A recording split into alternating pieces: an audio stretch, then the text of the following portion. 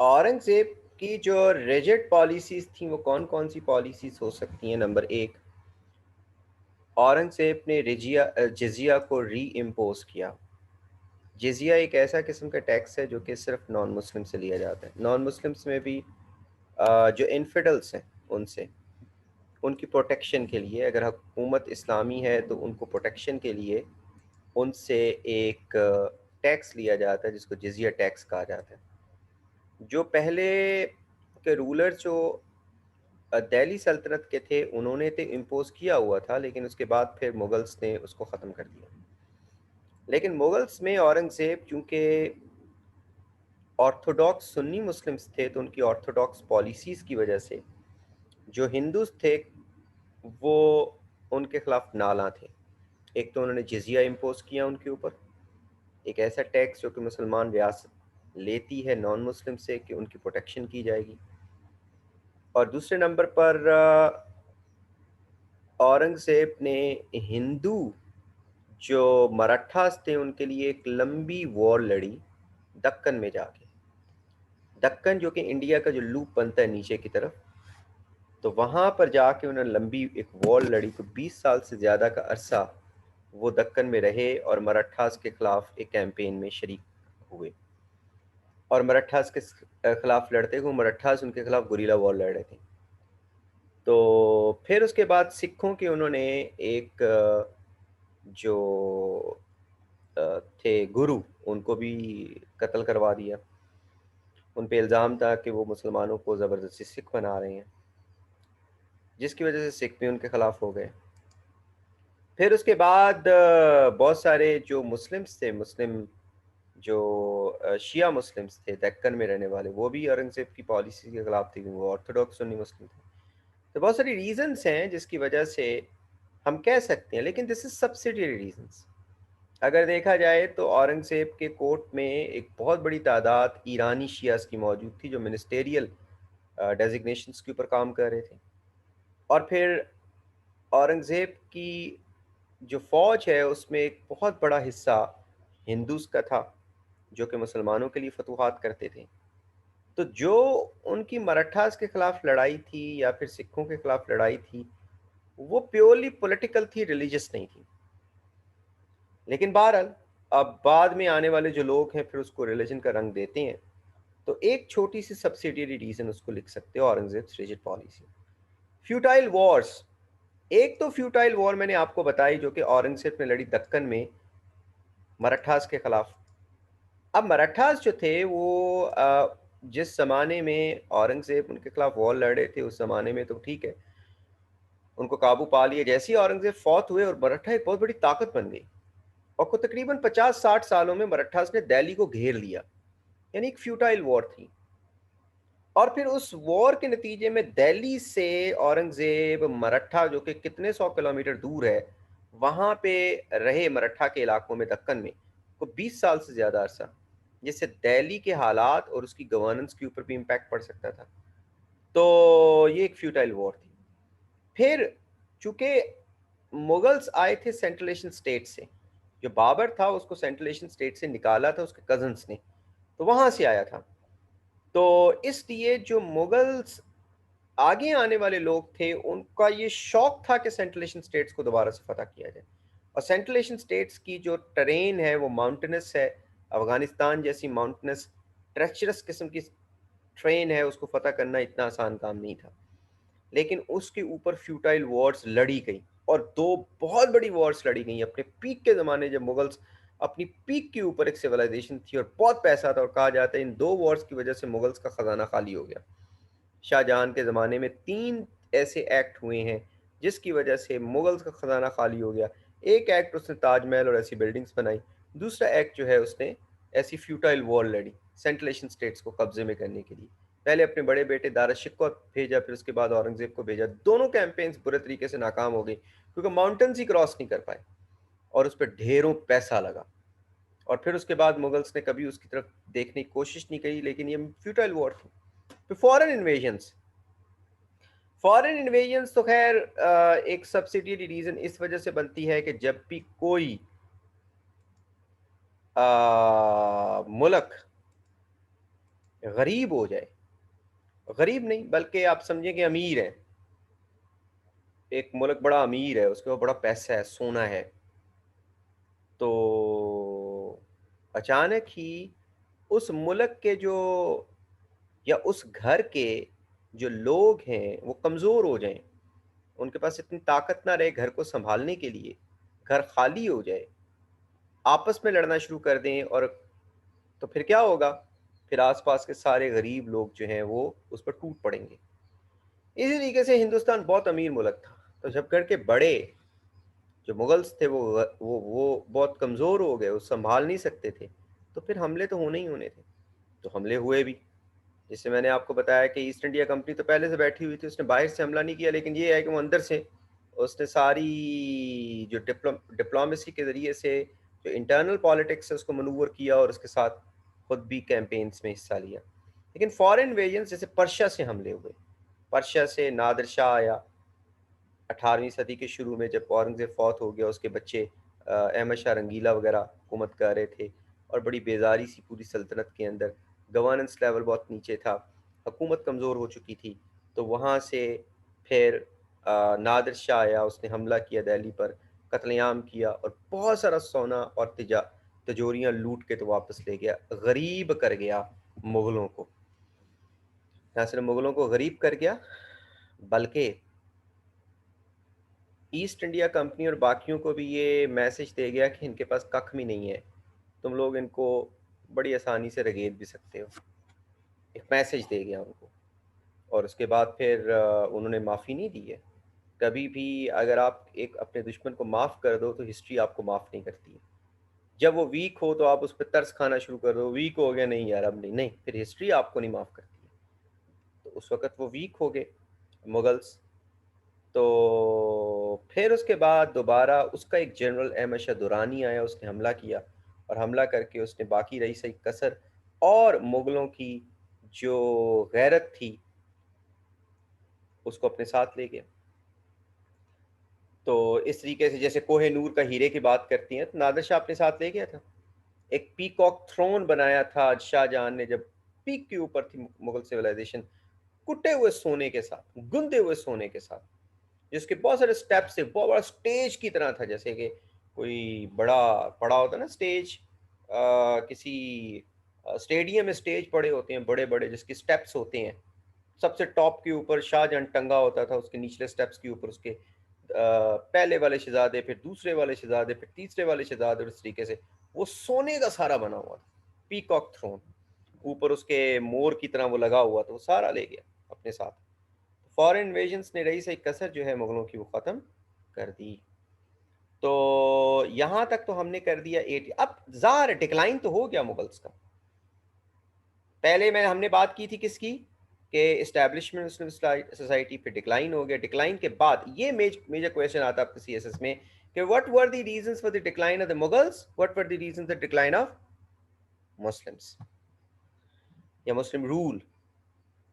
अब ज़ाहिर डिक्लाइन हो गया, तो डिक्लाइन के बाद क्या होता है, पॉलिटिकल डिक्लाइन के बाद क्या होता है, what happens with the political decline.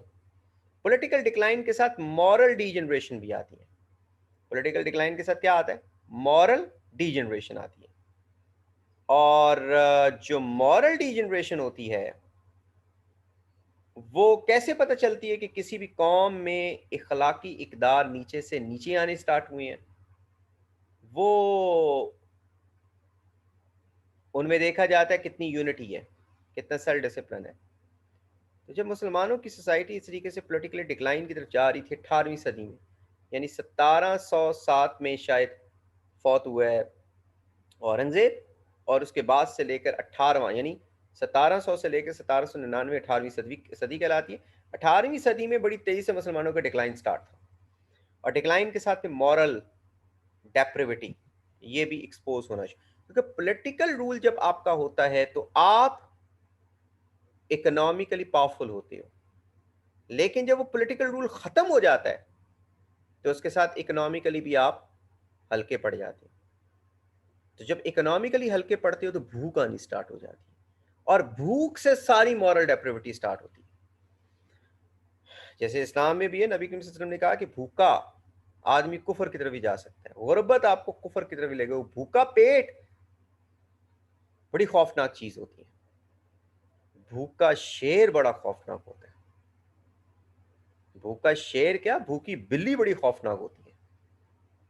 तो आप कहते हो ना वो फलाना कमी है और उसकी को वो तो खानदानी है ही नहीं है यार, और फलाना वो यार बड़ा खानदानी है, चीज़ें सामने पई हैं लेकिन मजाल है कि हड़फू हड़फू ने की थी हुए बड़े अच्छे तरीके से प्लेट में थोड़ी सी चीज़ डाली है, देख कर खाया। अब शादियों में चले जाओ अपनी और देखो ज़रा नज़ारा भूख का, आप कहोगे यार हम खानदानी नहीं है, हमारी सिविलाइजेशन नीचे की तरफ गिर गई है। भूख आपको सारी मॉरल जो एथिक्स हैं उसे नीचे गिरा देती है। भूख, पॉवर्टी। आप कहते हो ना कमी है यार, वो तो भूखा है। मेन आदमी भूखा है, उसकी हरकतें ऐसी हैं, छोटे छोटे पैसों की खातर झूठ बोलता है, लोगों के पांव दबाता है, कुछ भी कर सकता है। वो खानदान ही नहीं है। मैं बताता हूँ, आप मलक को, किसी भी मलक की सारी जायदाद ले लो, सब कुछ ले लो उससे, पाई पाई का मोहताज कर दो उसको। बहुत बड़ा कोई खान है, कोई लॉर्ड है, कोई ट्राइबल लीडर है, कोई वडेरा है, सब कुछ ले लो उसका, एक एक चीज उसकी ले लो और उसको डिप्राइव कर दो हर चीज से, एक एक पाई के लिए, दो तीन वक्त की रोटी के लिए वो तरसे। उसकी एक जनरेशन आएगी, दूसरी जनरेशन में भूख पड़ जाएगी, फिर वो भी वही हरकतें करेगा जो किसी ज़माने में उसके कम ही करते थे। एक्चुअली ये ज़ातों के साथ नहीं है, ये ख़ानदानों के साथ नहीं है, इसका ताल्लुक आपकी इकोनॉमिक प्रॉस्पेरिटी के साथ है, फाइनेंशियल प्रॉस्पेरिटी के साथ है इसका ताल्लुक। जब आप जब मुसलमानों में पॉलिटिकल इक़्तिदार ख़त्म होता है हिंदुस्तान में, उसके साथ इकोनॉमिक क्राइसिस स्टार्ट होता है, तो भूख पड़ जाती है। तो भूखा आदमी जो होता है, कमी कमीन जो होता है, उसका कोई दीन ईमान नहीं होता। वो किसी हिंदू जमींदार के पास काम कर रहा है, हिंदू जमींदार मूर्तियों की पूजा कर रहा है, वो भी करेगा, क्यों ना करे। उसको हिंदू जमींदार रोटी दे रहा है। फिर अगर हिंदू जमींदार कहता है, ले भाई काम्या, तुमने दुर्गा माई का वो रथ सजानी है, इस बार दुर्गा माई की निकलनी है, जी जी जी, मैं करूंगा, मैं चॉइस अप करूंगा, कोई मसला नहीं है। वो कह रहा होता आ गया कि, और बंगाल में ऐसा काम स्टार्ट, दुर्गा माई की रथें सजाई जा रही हैं, उनके फंक्शंस में जाया जा रहा है, होली खेली जा रही है, क्योंकि उनके पास है ही कुछ नहीं, वो करें क्या।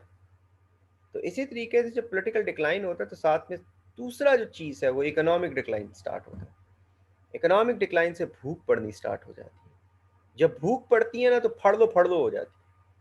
तो जो अमीर लोग हैं वो अपना संभाल के रखते हैं, मैंने नहीं देना इसको, और बाकी जो गरीब होते हैं फिर वो आपस में एक दूसरे को नोच खाते हैं। हम कहते हैं यार ये ख़ानदानी नहीं रहे, मुसलमान तो बहुत ही हिंदुस्तान में पिट गया है, कोई इखलाकी इक़दार नहीं है, स्लम्स में रह रहे हैं, चोरियां चिकारियां करते हैं, यहाँ पे पटका पहना हुआ परना सा भाई लोग बने हुए हैं, डकैतियां करते हैं, कत्ल करते हैं, सुपारियां लेते हैं। भैया आप लोगों ने उनको दिया क्या है? आप लोगों ने दिया ही कुछ नहीं उसको। इकोनॉमिकली इतना उनको नीचे रखा हुआ है, रिसोर्सेस इतने ज़्यादा हिंदुस्तान के जो भी हैं, आप किसको दे रहे हो? ब्राह्मणों को दे रहे हो, सिखों को दे रहे हो। तो इससे क्या होता है फिर? इससे भूख पर। तो 18th सेंचुरी में भी यही हुआ। मॉरल डिजेनरेशन में आप एक दूसरे लड़ते हो, पॉलिटिकल डिवीजन, आप फिर आपके मौलवी एक दूसरे को लड़ाते हैं क्योंकि वो भी भूखे हैं, उनको भी खाना चाहिए। उनको खाना कैसे जाएगा, उनको खाना कैसे मिलेगा, या इकोनॉमिक उनकी एक्सेसिबिलिटी कैसे होगी? क्यों? जब तक वो ऐसी बात ना करेंगे जिससे आप उनकी ऑडियंस ना बन जाए। आप उनकी ऑडियंस बनेंगे, उनको पैसे मिलेंगे। आप पीरों की बैत करेंगे, उनको नजराने भी देंगे। तो फिर इस तरीके से मौलवियों ने एक दूसरे को लड़ाना शुरू कर दिया। शिया सुन्नी पहले भी मौजूद थी, लेकिन शिया सुन्नी जो फसाद है मुसलमानों की तारीख में हमेशा उस वक्त ज़्यादा उठा है जब गुर्बत पड़ी है। जब इकोनॉमिक इन्हितात आया है, मुआशी इन्हितात, उस वक्त सही वाज़ेह तौर पर एक दूसरे को कत्ल करना स्टार्ट करते हैं। पहले दब जाती हैं, ठीक है, बातों की हद तक। तो शिया सुन्नी कॉन्फ्लिक्ट, सूफीस उलमास कॉन्फ्लिक्ट, सूफियों में भी दो बड़े ग्रुप सेक्ट बन गए। और वो कौन थे? वहादतुल वजूद और वहादतुल शहूद कॉन्फ्लिक्ट। वहादतुल वजूद ही कहते थे सारी चीज़ें खुदा से बनी है, सारा खुदा है, ये लैपटॉप, ये मैं, ये दरख्त, ये कबर, ये इसमें सारा वो खुदा से बने, सारा खुदा। वहादतुल वजूद, एक ही वजूद है। वहादतुल शहूद कहते थे नहीं, खुदा एक ही है, ऊपर मुस्तवी है, अपने इल्म की वजह से हर जगह पे है, देखने की वजह से, मगर हर चीज़ अल्लाह ने बनाई है। वहादतुल शहूद जो नक्शबंदिया थे, मुजद्दिद अल सानी, और उनके जो बुजुर्ग थे ख्वाजा बाकी बिल्ला, वो कहते थे वहादत वजूद है। इसी तरीके से फिर सुन्नियों में कॉन्फ्लिक्ट से चार स्कूल्स ऑफ थॉट है इसमें कॉन्फ्लिक्ट। ये जो चार स्कूल्स ऑफ थॉट है ये सुन्नीस कहलाते थे। एक और नहीं, तहरीक स्टार्ट होती है सऊदी अरेबिया में, उसको सऊदी अरेबिया नहीं था, अरेबिया में एक और नई तहरीक स्टार्ट होती है, वहाबीज़म। वहां से एक और सुन्नी वहाबी कॉन्फ्लिक्ट। तो बहुत सारे कॉन्फ्लिक्ट है, सेक्टेरियन डिवाइड, पॉलिटिकल डिवाइड, हर चीज मौजूद थी मुसलमानों में, लड़ रहे थे, सोशियो इकोनॉमिक इनजस्टिस थी, पॉवर्टी थी। तो आहिस्ता आहिस्ता Islam was getting impure, was becoming corrupt with Hindu practices, क्योंकि हिंदू प्रैक्टिसेस आहिस्ता आहिस्ता सीप कर रही थी मुसलमानों में, होली खेली जा रही थी रिलीजियस फर्वर के साथ, जो वो करते थे वही। एक मिनट देख क्या है।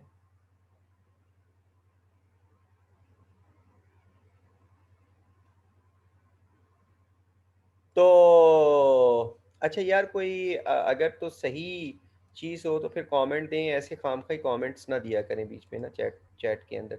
मैं लगता है कि पता नहीं आपने कोई क्वेश्चन पूछा है। तो फिर क्या हो रहा था, ये जो इन्हितात है ये आहिस्ता आहिस्ता आता जा रहा था, मुस्लिम मॉरल डीजनरेशन, इखलाकियात बड़ी नहीं थी, Islam was becoming corrupt with Hindu practices. अब उसके बाद फिर